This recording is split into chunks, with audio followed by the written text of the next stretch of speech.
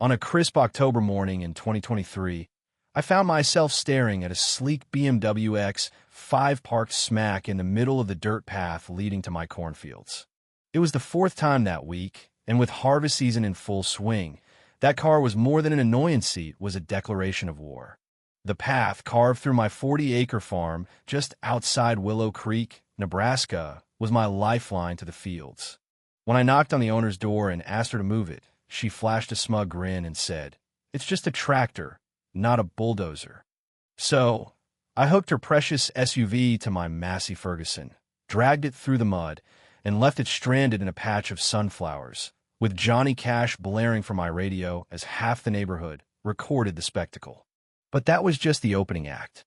The real showdown came later when she tried to take me down and discovered who I really was.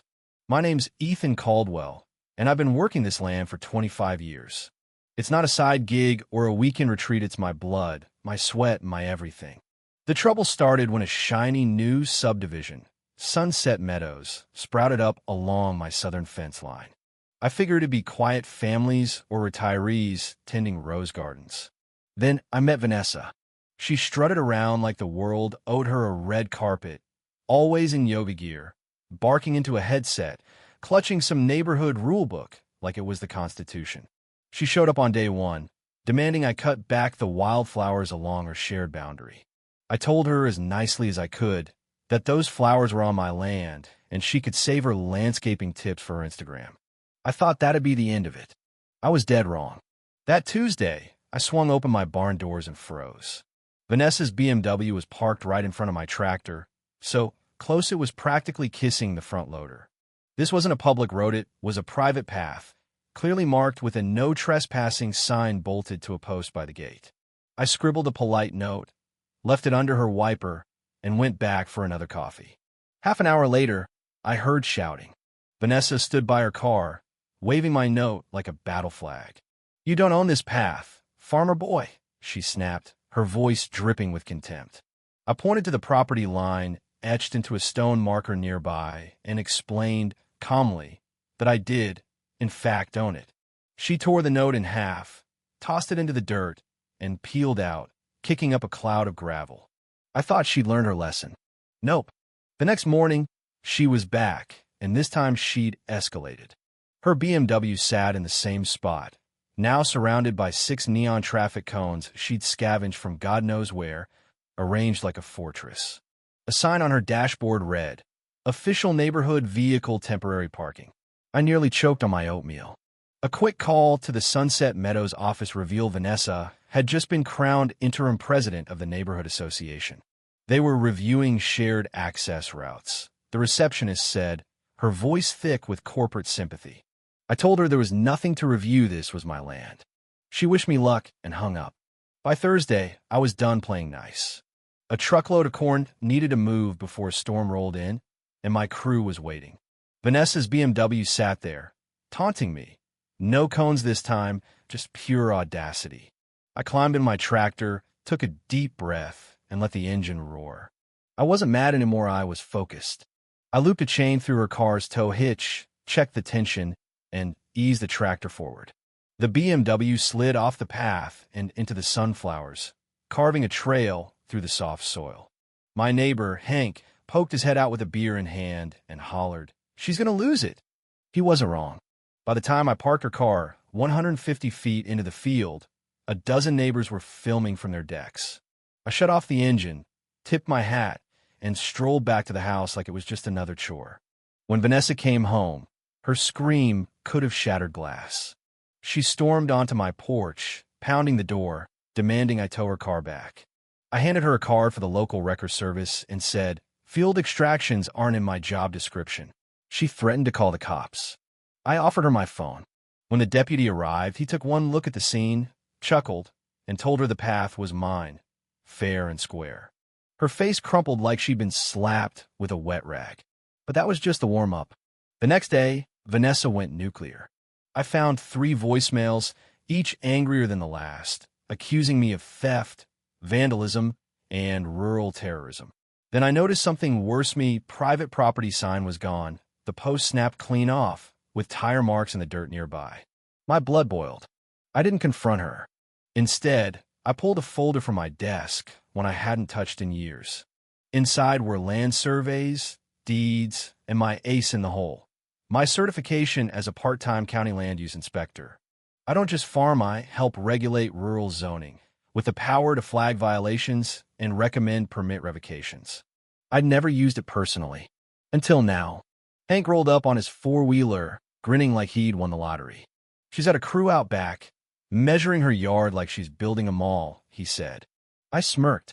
Her lot bordered a protected wetland, and any unpermitted construction could trigger a county audit. I snapped photos of the missing sign, the tire tracks, and her crew's stakes, then drafted a report citing potential zoning violations. But first, I gave her one last chance. I walked to her door, badge clipped to my jacket, folder in hand. When she answered, her eyes flicked to the badge, and her tone softened.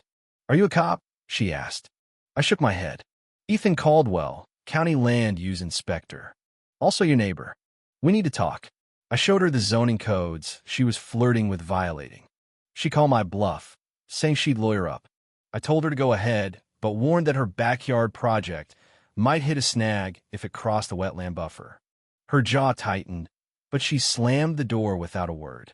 The next morning, I found association flyers nailed to my barn, accusing me of hazardous farming practices and chemical runoff risks. Vanessa had signed them as president. Then my worker, Miguel, said she'd screamed at him for feeding the goats, claiming he was running an illegal commercial operation. That was it. I called the sheriff again, filing a harassment complaint. Deputy Larson, a no-nonsense guy who'd known me forever, took photos of the flyers and issued Vanessa a trespassing warning. He also mentioned other neighbors at gripes. One got a fine threat over a backyard grill, another over a leaning mailbox. That night, a county compliance truck pulled into Vanessa's driveway. An officer measured her backyard stakes, ignoring her frantic gestures. When she pointed at my farm, the officer didn't even glance my way. She left with a red cease and desist notice taped to Vanessa's door. The neighborhood buzzed. Vanessa, undeterred, held a front yard rally, waving a Protect Our Community banner and ranting about my dangerous tractor. But then a news van rolled up. A reporter, sniffing a story, had dug into her zoning violations. The headline wrote itself. Association President flouts environmental rules, feuds with local farmer. Her allies started peeling away. Vanessa's final gambit came a week later. A letter from the county claimed my farm was under review for land use concerns, likely spurred by her petitions. I compiled every permit and record, ready to fight. Then, at 2 a.m., I found my fence cut, another sign mangled. Security footage showed a shadowy figure, slim, deliberate, familiar. I handed it to Larson, who said it could justify a warrant. 2 days before the review, Vanessa's husband, Greg, showed up at my gate. He looked exhausted. "I didn't know," he said, explaining he'd been away for work and only recently learned of her crusade. He was pulling her from association duties and seeking help for her control issues. I nodded, skeptical but relieved. The county review was a breeze. The inspector praised my records and left.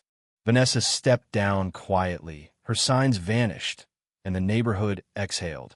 A board member even asked me to mediate future boundary talks, not as a foe, but a neighbor.